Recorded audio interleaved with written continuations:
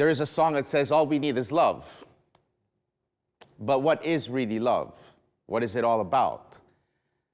Well, today, Jesus says that the heart of the law and the most important thing in the law is to love God with all our soul, our mind, and our heart, and to love our neighbor. But why should we love with all ourselves God? Wouldn't that take something away from us? From the things that I like, that I love, probably? Well, I think that we are made by nature to worship anyway. And if we worship God, we actually connect with the divine, with something that is really beyond ourselves, that actually will make us greater.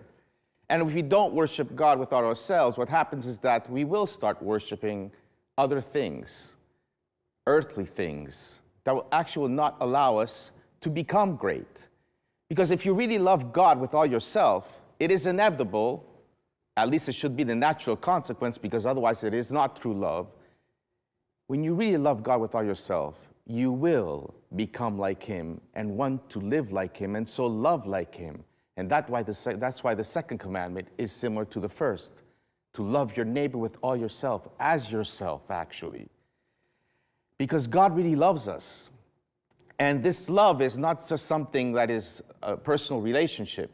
It's not just beyond families, it's with your neighbor. And what does it mean to become the neighbor of someone else, to love the neighbor?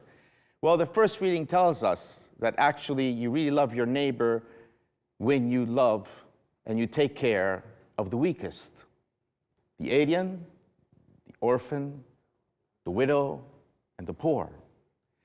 Gandhi once said that the greatness of a society is measured by the way in which it takes care of those who are weak, of the vulnerable, of the poor, those in need.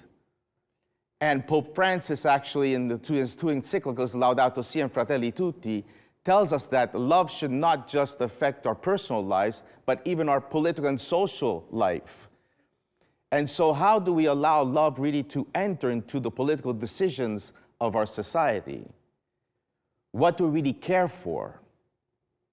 Because on one hand, there's a tendency in our society to want to kind of like put everything under God. But if we really want to put everything under God, we really have to take care of those who are most vulnerable.